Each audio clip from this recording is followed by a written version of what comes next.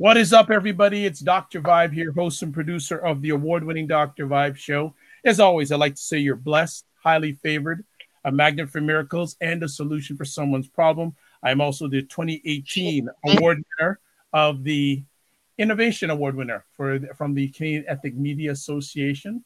So I'm very pleased to share that with you. And as always, we'd like to shout out everyone on the Get Vocal platform. We have Stephen, Bobby, and Dre. Thank you so much. And as always, mostly roll. If you want to come into the conversation and help make it epic, please feel free. As I share with everybody, this is the home of Epic Conversations, and I'm the host of Epic Conversations. And we have a friend coming back. Yay. And she's back because she was so impactful, positive-wise, during our. It's Serena Wills. She's a native New Yorker and currently lives in Chocolate City. Yeah. She holds a B. She holds a BA in policy study. Well, she holds a whole bunch of degrees. Because she needs to update her bio, because the last time she was on, there's a bunch of things on her bio. Okay, I hope they're not included. So I'm just going to say, what you can do is you can go to the drvibeshow.com. You can read her bio. You can update on conversations. And actually, she's going to be on next week, which is going to be crazy. But we'll get to that. We're going to have fun next week. Yeah. She's a mother. Most importantly, she's a mother to a beautiful son and is an advocate for ovarian cancer, GYN cancers, HIV, AIDS, lymphoma, Lyme disease research, and is a member of Delta Sigma Theta Sorority Inc. I have to say that. Exactly. So welcome back, Serena Wills. How are you, Miss Serena? I am blessed. I am great. Thank you so much for inviting me back. I'm really excited. Well, you always have a home here. I also forget. I usually say you're blessed, highly favored, a magnet for miracles, and a solution for someone's problem. So thank you for reminding me to say that. Oh, you're welcome. You're very welcome. I'm gonna continue our conversation because it was an incredible conversation we had last time, and there was stuff that you didn't get a chance to share. No, we ran out of time. The hour flies by, and then when people chime in and they have questions, and but it was good though, because it's like there's an album by a group called The Roots. It was one of their first albums called "Do You Want More?" And it sounded like people want more. So I just wanted to say welcome. So and also, I know you've done some more research since we last chatted about this conversation also. Yeah. So we're talking about taking care of our elders, part 2. And just to inform yourself, Serena, and people who are watching live or on the replay, since we did our first conversation, which was a few weeks ago, my closest friend's mother died, and he actually took a flight yesterday to Jamaica to bury her. I'm so sorry. And another very close friend, in fact, a lady who does my websites in California, her father passed away, and that's been like it just seems, and I can only speak for myself. There are so many people that are going through challenge this year. Yeah. Whether it's personally, family wise, and I mean the wide gamut of ages. Yes. This conversation is very important because we can't forget our elders. So Serena, where do you want to continue our journey on this topic? Yeah, well, first of all, my condolences to your friends. That is tragic. And I always tell people, no matter how young or old your parent or grandparent is, or aunt, uncle, it's just tragic. You don't want to see your family member suffer, but you don't want to see them leave you at the same time. So my deepest condolences. But yeah, I actually got a lot of feedback after the last show. People reached out to me, which was great.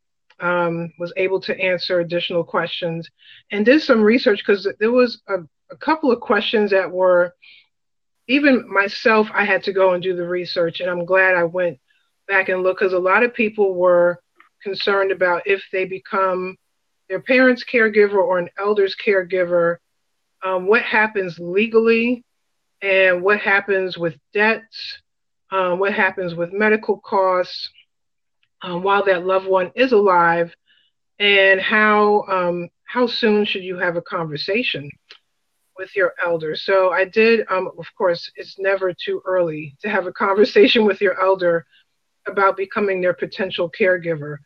And it's one of those conversations that nobody wants to have that conversation. It's difficult. But it's a conversation that must be had. And the earlier you have it, you can get paperwork in order. You can understand where they keep their paperwork. We were talking about that last time. But some of what I looked up, and I was on lots of websites, AARP, I went on Consumer Financial Protection Bureau, Social Security Administration, even CNN Money has great resources for caregivers and talks about what caregivers should do. So I know where we kind of left off, I remember there was one gentleman who was asking about does the government have any resources to help a caregiver? There's not like a direct group per se. You could call this 1-800 number and sign up for a group, but there are a lot of resources that are available, and I'll be looking at my notes periodically throughout this conversation. But I know one is the Social Security Administration, and actually on their website, they actually have a section for caregivers, and they have brochures and pamphlets. They have a 1-800 number if people want to call and talk to them about what their rights are, what their guardians or their parents, their elders' rights are as well. Because the one thing that I learned is that it varies from state to state. So it's not the same everywhere you go. So one state may say, oh yeah, when your loved one may pass away, or if they're in a nursing home and they're still alive and they have a house and bills are not being paid, can they go after that house? Well, it depends on the state you live in. So there's not this automatic wipeout, when your loved one does transition. And that's what some people do believe. Some states, when a loved one goes, and like for me, I was my mother's, daughter, and luckily my name was not on anything. She did not put my name on anything. And actually they are advising, when I say they, there's quite a few agencies, even down to nonprofits, where if you are a co-signer for, let's say, your mom or dad or grandparent, or have a joint account with them, or even your name is on their mortgage, when they pass away, the debt collectors can now come after you because your name is naturally on the account as a co-signer, a joint account holder, etc.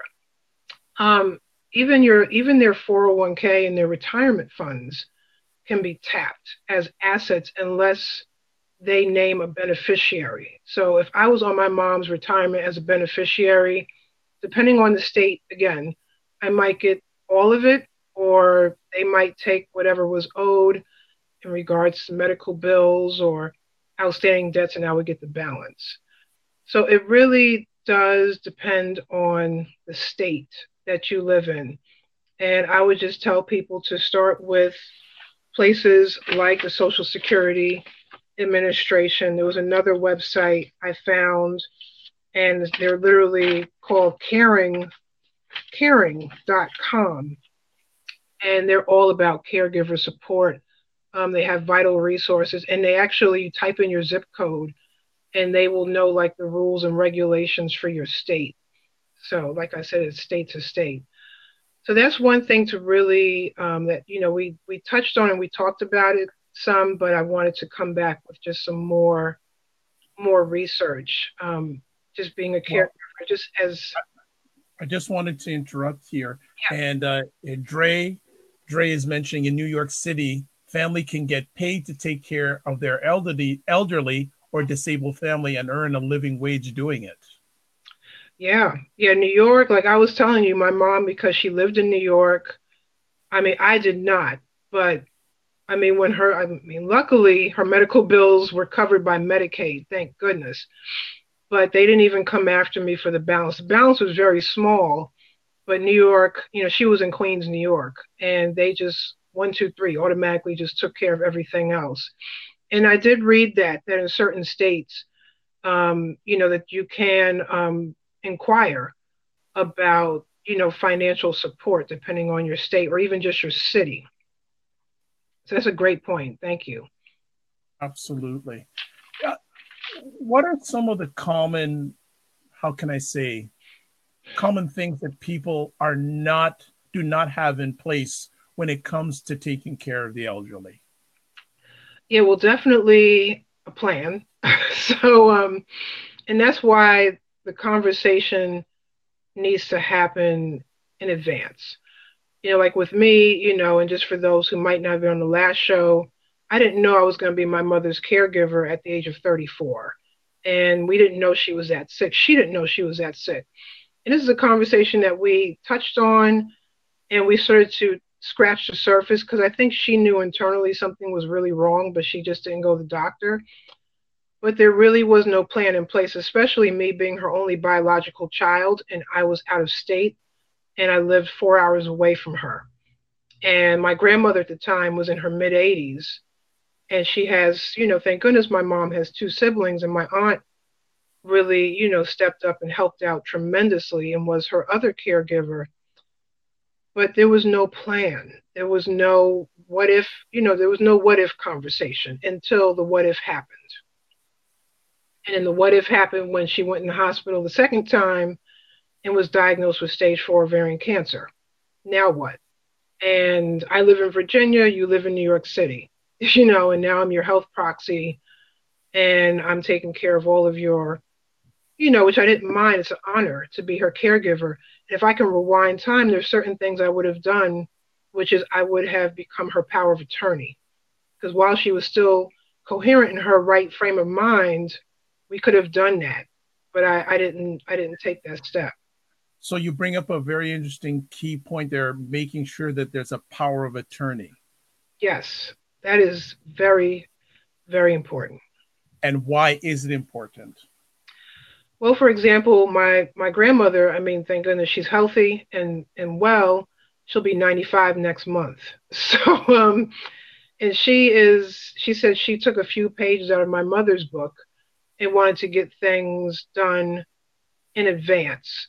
For example, she had a house and she wanted to sell the house, and she said just in case something were to happen to her or she is not in her right frame of mind, you have a power of attorney, which, and this case is a relative of ours, is my grandmother's power of attorney. So it's someone that steps in basically to help with the decision making. And when that person does pass, you are now the person making the decision. So you definitely, I tell people the one thing that's really key is to talk to a lawyer. I mean, there's lawyers that do this, for a living, and also a financial planner to talk about estate planning. If your relatives have a large estate, if they have houses or a house or cars, boats, whatever. But you want to have a power of attorney so in case that person, like for example, my friend's mom had dementia and she was not her power of attorney. And it really, all the extra steps she had to take, even when her mother was alive, was just a lot. And she couldn't become her power of attorney because her mother was not in her right frame of mind anymore. And a lot of elders, unfortunately, are getting taken advantage of by relatives who step up being their power of attorney, and they really don't have their best interest at heart. So you want to have that power of attorney to have, it's a plan, it's your plan A and B. Basically, if something were to happen to you, even if you end up in the hospital and you need treatments, your power of attorney steps in and can help with that decision making process for you. Excellent. I'd like to welcome Tony and Kinte on the Get Vocal platform. Thanks very much for stopping by. Again, if anyone would like to jump into the room, there is lots of room for everyone to come on in and share their thoughts, add value to this conversation. I know we chatted a little bit before about the importance of our elders having life insurance. Yes. Even us having life insurance. Yeah, even us having life insurance. Yes. Yeah, it is very, I tell people having life insurance is like having a roof over your head. It is that vital. It shouldn't be looked at as a bill because a lot of people say, oh, I can't afford it. It's just another bill. Oh, I can't get it this month. I can't afford it. Well, of course, the younger you are, the cheaper your insurance is depending on your health. And then when that day comes, because one day we all have to go, you are covered and your family is not stressed out to figure out how are we going to bury them or cremate them, or if there are bills to pay, or if there was a house and let's say I'm the co-signer, let's say I want to keep the house. Well, now I can use some of the insurance money to help out with that. It just helps out your family once you're gone. Because once you're gone, that's it. But now your family and friends are left behind to figure things out and try to put the piece of the puzzle together. And then funeral costs, and I'm sure my friend Pam, when she comes on Yeah. and talks about this, I just heard the other day on the radio that the average funeral cost is anywhere between $7,000 to $9,000, and that's just Wow. for basic funeral. We're not talking bells and whistles here. That's just the funeral home. Because what a lot of people don't know, at first I thought, why is everything broken down by line item? Well, now I learned that funeral homes have to have, they have an itemized list. Everything is itemized down to hair, makeup, um, everything is itemized. Programs, what room you want to be in, music selection. And at first I thought it was kind of petty, but they have to for, federal regulations because they can get audited. And if somebody can come back and say, oh, I didn't get X, Y, and Z done with my, loved one's funeral, they can go back to the itemized list that you both went over in detail. It sometimes takes hours to plan this out. So that is, we don't like talking about these things. And even just an average, just if you wanted to cremate your loved one and that was it, that can cost anywhere between $1,000 to $2,000, depending on where you're going. And that's just to cremate them. That's without the urn. That's just the service. So it is definitely a business that will never go out of business, and Right. it keeps escalating. The prices keep escalating by the year. What? So it's a challenging subject to approach for me in regards to why isn't why isn't there more information shared with us, the general public, Yeah, about these things? yeah, yeah. Until the day comes. Yeah, it's I, sad. it Yeah, is interesting because I'm seeing more ads for things like funeral homes and life insurance. I guess I'm seeing more of it, but I just think, and again, I guess because of the subject matter, people don't want to see too many ads about it, but it's a relevant subject.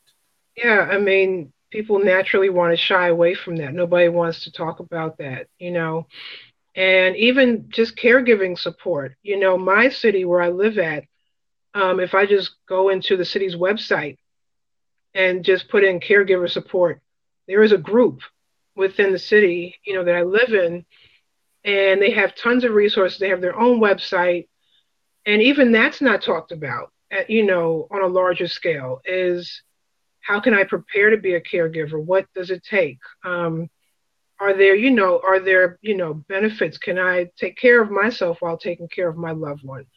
What's the law, around caregiving and my loved one, and what have you, and how can I take care of myself? Like I tell people, self-care is so imperative when you are a caregiver, because you have to take care of yourself so you can take care of your loved one. But there's so many things out there at the local level that's not even really talked about until it's time for you to be a caregiver, unfortunately. Then you look for it and it's there, but it's just not openly discussed. Wow. And so Steph is saying, my dad has congestive heart failure and it's been a struggle. I'm an only child. Yeah, Wow. that's me. So yeah, that was because even Yeah, though well, I have go ahead. siblings, my younger sister, as I was saying the last conversation, my I had two younger sisters. One passed away 2.5 years before my mother, and the one that is surviving has severe autism, and she's adopted. So she couldn't take care of my mom. And then my other sister from my father's side, that's it. She's from my father, so we don't have the same mother. So Mm, it was me. And then when you do have, in this case, my grandmother who was still living. I mean, she was in her mid 80s and had already buried two of her daughters. She just could wow. not do this again. And she told us openly, I don't know what to do. I can't handle this. And that's when I stepped in and said, I will be my mom's health proxy. And I talked it over with my mom. And then, my aunt, stepped in too. And it was, us, because I'm away. I was in Virginia. So I would be with my mom and I'd have to head back on the road and come here for a few days work and go back.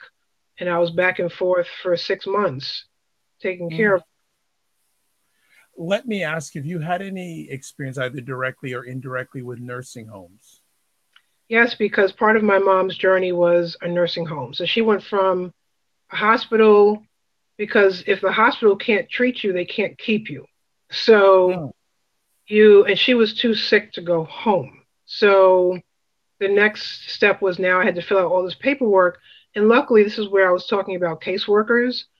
The last time the caseworker at the hospital she was at, one hospital, I had to file a complaint against them, but the hospital that really took good care of her, the caseworker, thank goodness for her, took care of the bulk of the paperwork for me, and I had to sign certain places. But when my mom was not being treated, she would actually be in a nursing home. And at that time, she was one of the younger ones in a nursing home because she was only 60. So a lot of people in the nursing home were like, latter 70s, 80s, and 90s predominantly. Fortunately for me, the nursing home she was in took very good care of her. I mean, the caseworker there kept me in the loop. Just amazing. But any woman named Esther is going to take care of you. So I was like, yes, you are Esther from the Bible. You're taking good care of me and my mom. Okay. And she was phenomenal, phenomenal. I mean, even came to the funeral when my mom passed away. She wow. really was broken up over it, and she gets very close with her patients. And I thank God for her because she walked us through a lot of paperwork that, I would not have been able to figure out on my own. My mom was too wiped out to figure out anything, especially after my mom's first round of chemo, because she now had chemo brain. So she didn't remember, she couldn't remember quite a few things. So, but I've heard some horror stories about nursing Yeah. homes as well. So I was blessed to be on the opposite end, but I've heard of abuse. I've heard of, patients just being left alone for hours on end. Some of them getting bed sores, some of them being abused, their personal belongings being stolen. I've heard it all. Let me ask, when when you knew your mother was going into that environment, what things did you look out for, preventative? Like, what did you question? Or did you have questions, like, because it's something totally new for you? How did you prepare to handle that situation? Yeah, well, when my mom went into the nursing home, I called her, and luckily I was in New York when she went in. And she said, please come up here first thing in the morning, because it was like an overnight switch. She went from the hospital to the nursing home overnight. And when I got to her the next morning, because you hear these horror stories, she literally had her cell phone underneath her pillow. Her purse was like next to her in the bed. And she said, take all my stuff, all of it. She said, I don't need anything anyway. So just take it all. And if I need something, I'll just call you. But she didn't keep anything valuable there. And they actually, it's sad. I mean, for her, she was in and out so much. So they were telling us that she shouldn't have anything there that's valuable, because she sometimes would be there for 2, 3 days and be back in the hospital for a week. So there was a lot of back and forth. But we both went in with this whole, just what we've heard from other those stories you hear on the news or just other loved ones where they say, oh, I took my jewelry off, put it in the drawer, went to the bathroom, came back, my stuff was gone. And that did happen to my friend. So we went in with that notion, not knowing that she was going to be in a really good nursing home with caseworkers, security, and nurses that really cared about her, and they were in the room when they were supposed to be. And I mean, luckily for that, that part of her brain was functioning. She could tell if somebody hadn't paid attention to her in so many hours. But like you said, that was unexpected. And there was an on-call doctor throughout the week and even on the weekends. So 7 days a week, there was an on-call doctor. And she was in a particular part of the nursing home for, people that had, severe or chronic diseases or illnesses. So she was in the part where you had the cancer patients, dementia, and the doctors were there more regularly, especially to check her vitals. So we were blessed on that end. And I tell people nowadays, if you know a loved one has to go into a nursing home, go online, look at the ratings for the nursing homes, read the comments, and even just reach out to people and see what they've heard about particular nursing homes before you make a decision. Yeah, it's interesting you say that because, and people need to realize this too, that getting into a nursing home isn't just a snap process. No. A lot of times there's waiting lists. Yeah, exactly. Yeah. So be ready for that. Yeah. There's a gentleman who used to live across the street from me. Unfortunately, I'm presuming he's passed away. He was in hospital. Well, it's a whole story about him and his family. But like when about 2 years ago, he said he was looking to go into a nursing home. He said there was a 2-year wait. Yeah, I believe it.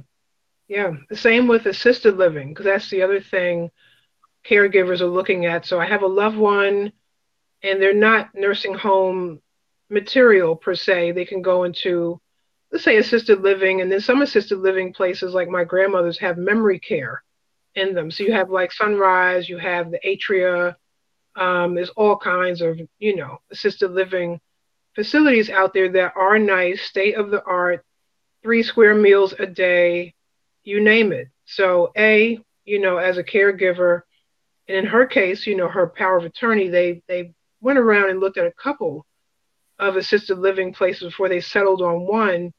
Now, my grandmother was blessed because they were under renovation. And when she called, literally someone was moving out the following week. And well, not the following week, in May. And they said, we have an apartment available for you in 2 months. Now when I say that's a blessing, 2 months is a walk in the park. Yeah, that's good. Walk in the park. So when she got there, like I was saying, they were renovating apartments as people were moving out or unfortunately passing away. Now this is a 14-story high rise. It's beautiful and there's a lot of people in there. Now there's a 1 to 2 year waiting list for that assisted living place that she just moved into almost 3 years ago. Wow. And she luckily she has my grandfather's benefits, and that's another thing I wanted to talk about was veteran benefits. So even though he passed away, because they're married, his benefits rolled over to her. So her rent was deeply discounted, but assisted living could go anywhere from $4,000 and up per month to live. Whoa. We're talking, now she's New York now. So if you're like in Texas or Alabama, it might not be $4,000 plus a month, but that's just for a 1-bedroom. And that's before the discounts. Like I said, luckily, with veteran benefits, she was able to get a discount. But yeah, we're talking $4+ grand a month. Some places were $7,000-8,000 a month. Wow. So we're now looking at that. You're a caregiver to your loved one, and your loved one wants to go into assisted living. How are we going to finance this? How are we going to pay for it? Mm-hmm. And in some instances, like in my family's case, she just sold her house. And luckily her house went for, a nice amount of money, and that's what she's using to live there. But some people don't have that asset to sell. a house in New York City and get money where I could live the rest of my days nicely.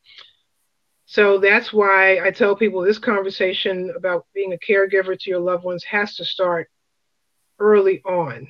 Because if there's money involved and you're not quite sure how things are going to be financed, or just asking your loved one, what do you want? If something were to happen, do you want to go into a nursing home? Do you want, nurses to come into our house? So how much is that going to cost? What does it look like?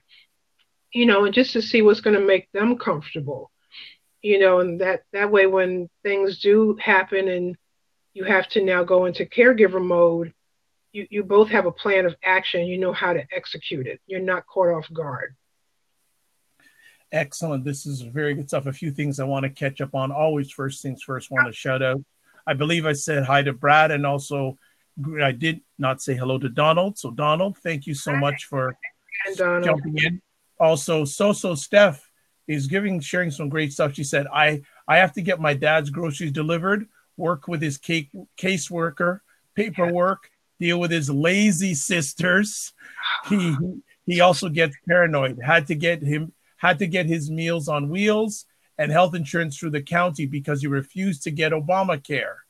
Also, she had to help him file for Social Security. He refuses to live with her.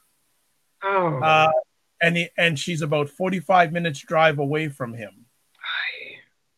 She says, I called around for my dad to get assisted living in Texas. It's $3,000 a month.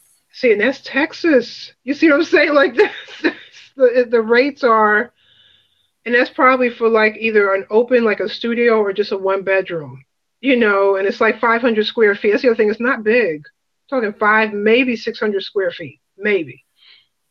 So that's just another layer to add to this conversation that, I'll use my own parents. My parents are still alive. Yeah. And actually, just a few weeks ago, I'm going to call it my dad and I had the talk. Okay. Yeah. He laid out everything for me. There you go. It was a very good talk and everything. So we're good. We know what he wants. He even told me where he wants to have the funeral service done, who's the pastor that's going to do it. All that he's put into place. Yeah. Right? Yeah, that's important. I tell people, and Pam will talk about this on her show, but a will and a living will is very crucial as well. So you can be a power of attorney, and without a will, if this person has lots of assets per se, it could still go kind of haywire without instructions, because that's what a will pretty much is. It's instructions for your loved ones. When you pass away, and the living will part is what happens when I'm still here, but I'm not well and I need to be taken care of. This is how I want to live while I'm here. So it's firm instructions from you telling the caregiver. It's kind of like a playbook for caregivers, and it helps them out in the family tremendously, especially when, I'm so sorry that, the lazy siblings come in play, and then and you're like almost an hour away. If you have more in writing and just more, that when the day does happen, nobody can, come up against her, and now suddenly try to chip in and say they want to help, because that happens too. When suddenly, the loved one passes away, and then all of a sudden all this family that wasn't around chimes in. Okay. I see here. And Social Seth says, thankfully, my mom has her affairs in order. Oh, yeah. But it does. So at least one of them does have their affairs in order. Kinte said they have long-term health care insurance, but I found about it too late. Wow. I'm confused. Well, I guess I know what he means, but Kinte, if you want to come on, hey, jump on in. Anyone else want to come on? Hey, Danny, thanks for stopping by. In regards to this conversation, because it's a serious conversation, big time. Yeah. Really big time. And, and it's interesting when I get a chance to share with young people, I always tell them that you may think I'm crazy, but one day you'll remember this bald-headed black man saying that one day you're going to have to take care of your parents. Yeah, like I was saying the last time when I was at a conference last year, I met a woman's caregivers. She had a stage 4 ovarian cancer, survived it, was in remission. Her daughter, at the time of her diagnosis, was only 24. 25. Wow. Brother was only in college, and they became their mother's caregiver because she was divorced. So Right.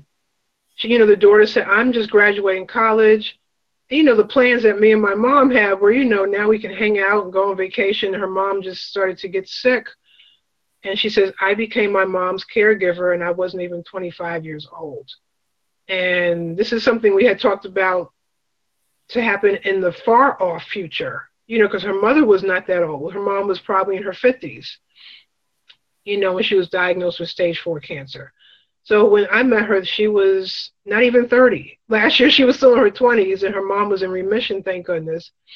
But they said they put a lot of things in place, during her mom's illness, and thank goodness she survived. But now, when her mom does get older and, prayerfully she lives a long life, there are things in place that weren't in place before. Excellent. Just want to shout out to Herbie. Thanks for stopping by. Also, Ben G, long time. We still have to do this. We have to do that conversation, Ben G, with, well, Dre has left us. I've been waiting for Dre to get, he says he has a person that wants to join us because we're going to do a conversation about Black male teachers. So what I'm going to do, Ben G, I'm going to reach out to Dre one more time. And if he doesn't get back to me in good time, I'll just bring you on and we'll do it. Is that fair? I think that's fair because that conversation piece needs to happen sooner rather than later. Kinte is saying, I know all about this subject too well. I want to start a foundation. My father is honored to help people taking care. I think that's a great idea, Kinte. Please, if you want, let's see if we can make something like that happen. Yeah. Especially demographics-wise, Black people don't have as much financial resources on average for this kind of stuff. And a lot of care support is free. Like the stuff through the city of Alexandria, they actually have a conference now, a caregivers conference that happens in various cities and states where you can come as a caregiver. You might pay just a few dollars, and they have doctors there. They have life insurance people there. They have everybody you need in one room. It's amazing, but this is something you don't see publicized on TV or YouTube or Facebook or, you kind of just fall upon it when you're becoming a caregiver. And, the caregiving support groups I was in, I never paid a dime. It was free of charge, and it was all supported through grants and funding because they were nonprofit organizations. And it was a group of caregivers, and we sat there with a nurse practitioner, sometimes a doctor who facilitated the group. And we were together with each other for months on end, and it was totally free. I never paid a dime. So this is I'm going to ask you a favor. Okay. Is there any way that you could send me all these resources? I'm going to find a way of sharing them. Yeah, I can send you all the links. Yeah, if you could send me all the links. I don't know my best way of sending it out to people. What I'll do is, when I get all of them on one of my Get Vocal, say if people want to email me and I can send them all the resources. Yeah, I think it's just very, very important. So just shouting out to Miss Shannon. Hey, Miss Shannon. Dre is back, and Miss Shannon actually has a Get Vocal conversation coming up in the next few days. I'm going to promote it right now in real time. Okay. Let me just, I saw it. Oh, yes. Check it out. She's doing it on May 5th at 7 p.m. Women Who Create. It's a video cast by a woman for women and the men who love them. So get on Get Vocal, put it in your calendar for that. So it's just gonna be an epic conversation. That's tomorrow? No, May isn't tomorrow. Dre, I said May, not April. and then Dre jumps off. Okay, whatever. All right, that's good. So Cinco de Mayo. Yes, it is Cinco de Mayo that date. It's okay. I would really encourage someone to jump in because I'm sure someone has a story. And I know Danny, thank you for sharing your journey. Serena shared a little bit of her journey. I've shared a little bit of journey. I know in the past I had to do caregiving for a granddaughter of mine, and that exposed me to caregiving. Yeah. Yeah, when my grandfather was diagnosed with cancer, now this is one thing I was going to bring up is if there are any, veterans. So if your loved one is a veteran, the first thing you do is call the VA. They have a whole caregiver support network group, and you just say, "I'm a caregiver to my loved one. He or she is a veteran. Where do I start?" And they will walk you through everything. That's when all their benefits come into play. Right. If he, my great grandfather, for example, he lived to be 103. My great grandfather, and he couldn't stay in the house anymore by himself, and he was able to get into the VA home, in Queens, New York, and his benefits paid for it. My grandmother never saw a bill. So there's a lot out there for veterans, and they are more vocal, in that sense. But, for those who might not know what to do, their loved one is a veteran, call the VA and, and just tell them you need assistance, and they will be more than happy to help you. Wonderful. That is, thank you for that real-time resource. And someone was it social Steph that said does she also work while taking care of her father? Yeah. Because the one thing I read, which was kind of startling, now this article is a few years old, but they said that over 42 million Americans are working while being a caregiver. So How many? 42 million This is just America. 42 million Americans are caregiving for loved ones that are suffering from illnesses and diseases while they are still working a 9 to 5 because they're trying to keep things afloat. Well, and it's interesting because the baby boom generation is living longer. Yeah, and that was according to AARP. And that's why AARP, remember you had to be at one point, I think, 65 and older, and they lowered the age range because, like you were saying, people are living longer. I think it's now 59. You can get your AARP card. It's no longer like the 65 is the magic number. It's actually a younger age.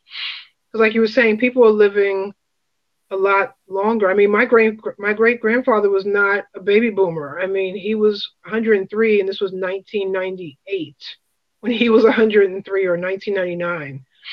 And I mean, look at my grandmother. She's going to be 95 next month, and she's rocking and rolling. She's chilling.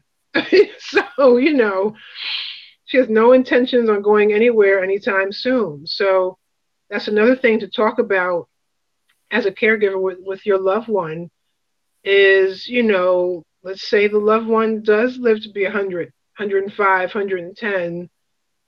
How are we going to map this out? How are we going to finance this? Like one said, my dad won't move in with me. Well, there might come a point where he might not have a choice, depending on finances and how long he lives. So that's another conversation. I mean, it's a good conversation. If your loved one lives to be 100 plus and they're, in good health or, so health, that's a blessing. People like my mom didn't see past 60, so to see like 90s, 100, that's incredible. But like you were saying, more people are living longer. Yeah, that's very tough. What's very, very tough.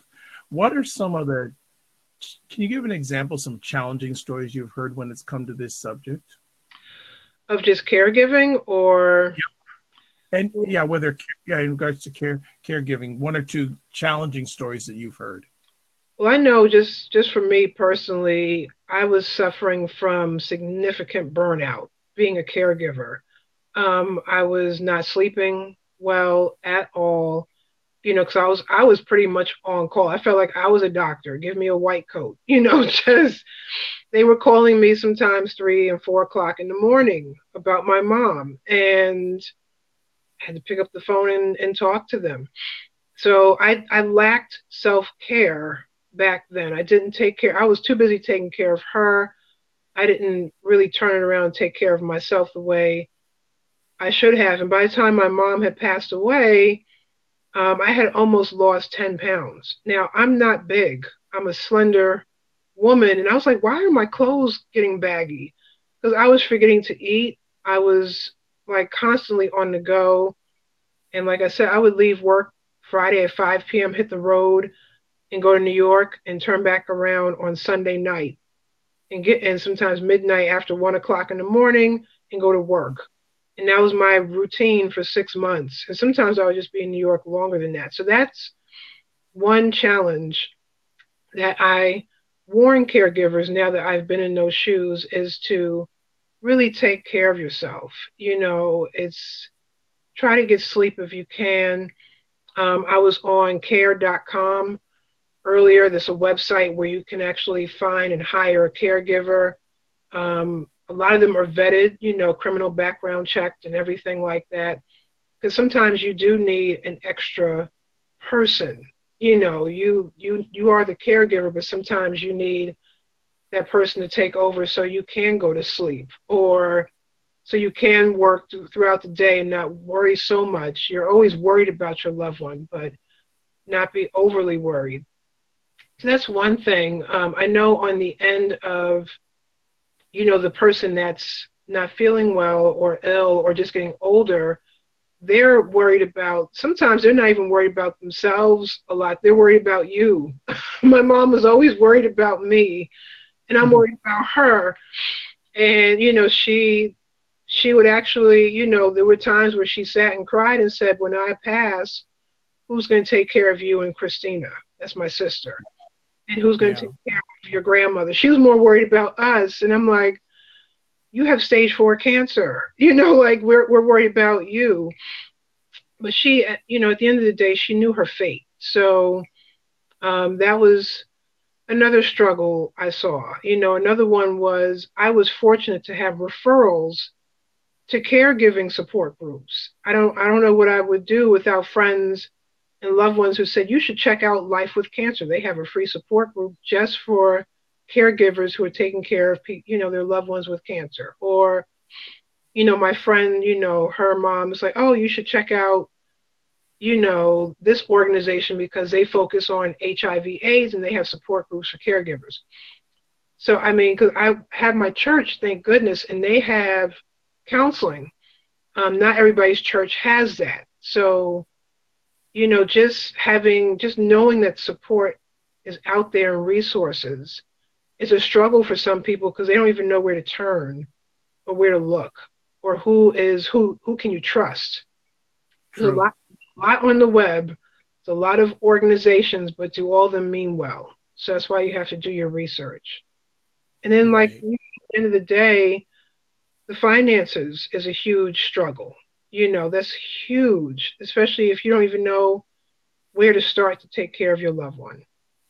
If they are living long life, like, how am I going to finance this? And are they going to move in with me? I didn't plan for this. I didn't plan for my grandmother or father, whoever, to live with me, but there's no other way, or if they are distant, how am I going to finance this? Because everything goes into not just their medical, but how you're going to maintain their bills, but how you're going to maintain your own at the same time. So that's a really big one that I hear a lot about.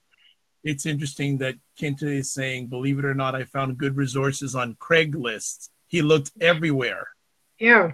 Craigslist. There's an organization. Like I said, I'll send you all this. They're called the National Alliance for Caregiving, caring.com. ARP has a huge, they actually have, like, you click the caregiving link and all these resources come up on the AARP website. And, you can just call and get resources through there. So there's a lot out there, it's just, where do you start? And, who do you trust?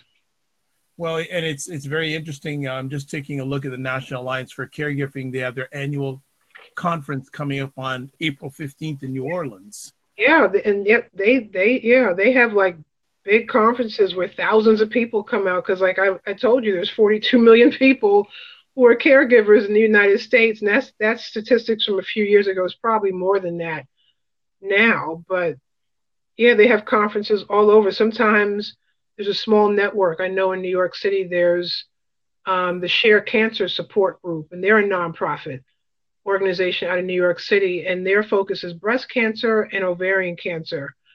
but they have a caregiver support, network, and they help out the caregivers as well as their families who are suffering from the cancer. And they have meetings and workshops and mini conferences where you can, learn a lot about how to manage as a caregiver. And it's not hitting your pockets at all. Conferences are going to cost money, but it's not like the cost of your typical conference. Facebook would have a conference. They probably hit you over the head with, all kinds of conference fees, but they make it affordable because they know you're already a caregiver. You're already stressed. So those are the ones I like to focus on, are the ones who are not trying to hit me over the head. I'm already trying to take care of my loved one, take care of my own house, and plan for the future. Now I got to pay you with several $100s to attend your conference and airfare and, But there's things right there in your own backyard and sometimes your own cities. If you're in a really small town, because I know that's the case for some people, where you know the whole town, you may have to go outside of the town to find, a resource, maybe the next city over, if your town doesn't have, a local group. Excellent. What is up? That is fantastic. Well, I think we're going to start winding down the conversation because the boss, the boss man, I just anticipate the little boss man's going to come in any second. No, so he's doing pretty good. He's good. Yeah. Okay. Well, I want to just say what is up, Ded and Anthony. Hope everything is good.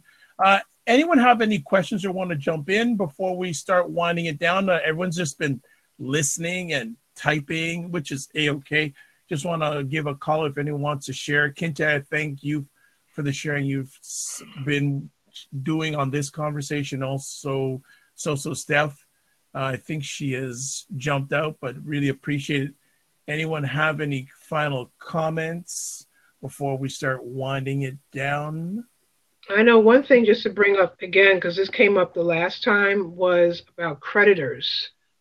Those credit card folks, or, even a Verizon phone bill, can they go after the children of the loved one or just other family members?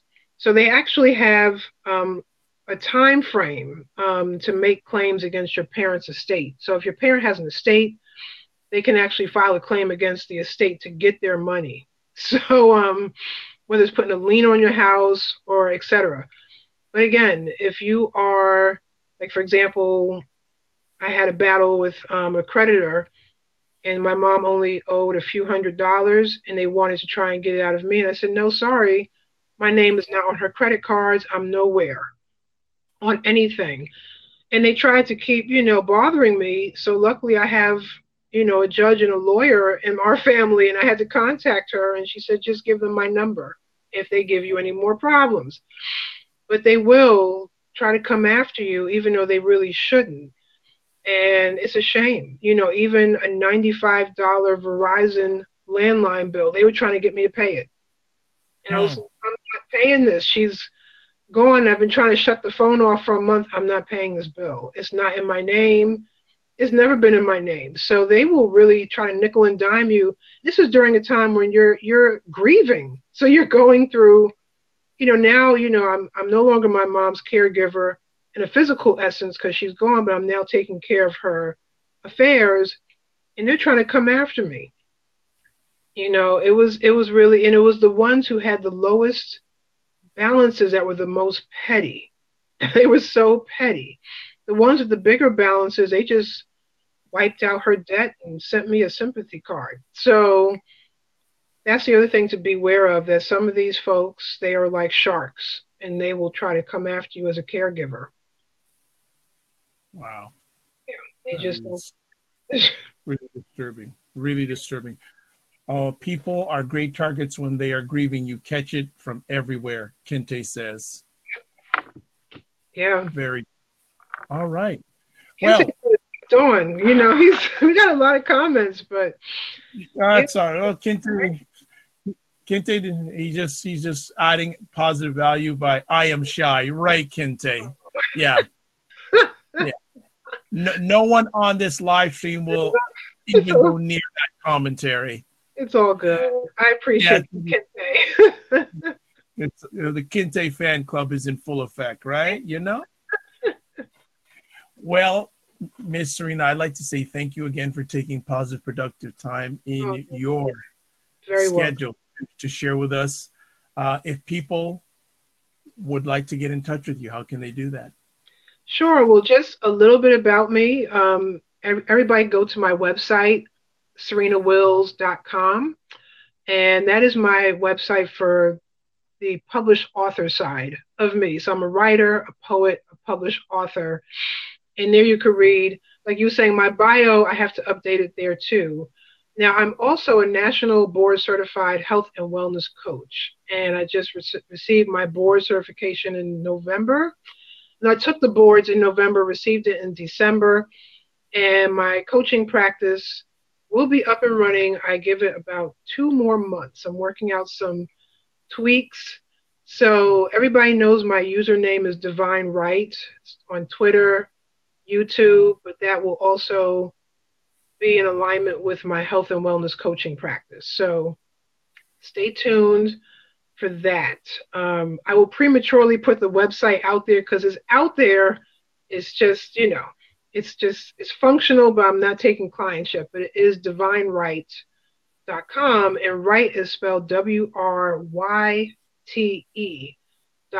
And that is going to be my coaching, health, and wellness practice, Divine Right Wellness. So that, and I have a couple of books out there. Crying Tears of Teal is my latest book. It was published September 2017. And that is where I poetically documented the story about myself and my mother and others and what we all went through as they were battling cancer. And even I talk about survivors as well. And I have resources in my book for those who need to know where they can get resources for cancer support. And I'm on Facebook like everybody else in the universe. So facebook.com/Serena Wills is my business page, and you can find me there too. Excellent. Well, I like to shout out everyone who made this an epic conversation, including Serena, Leah, the life coach who just jumped in, Danny, Tony, Free for Real, Herbie, Big Bad Brad, Kinte, the King of Shyness, Bobby, and Stephen. And I know there's some other, I know that Dre was in for a bit. And so was here too. So also, if I forgot anybody, it's because of my head, not my heart. But I'm just going to see, there were some people who jumped in via Periscope, U4Sight. Hey, Foresight. Yeah, and also NU_MTV was in a bit during the Periscope jump.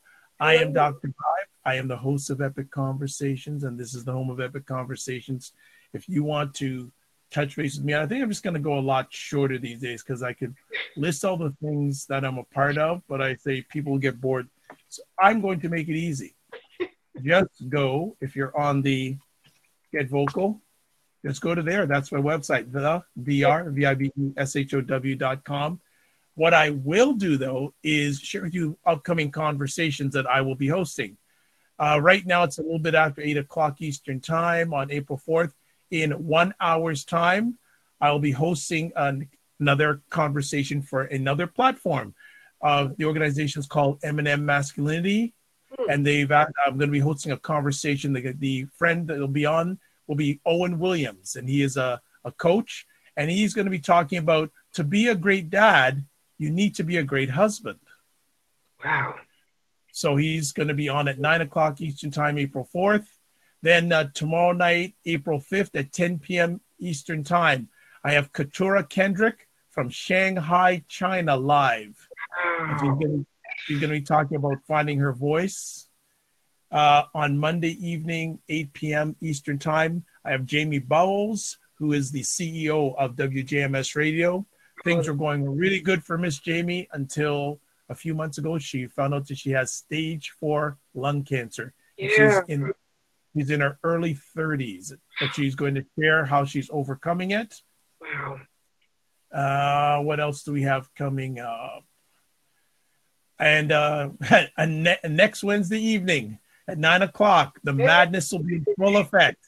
We'll have Serena Wills, Leah Miller, a.k.a. Encyclopedia Brown, and Dr. Tachi.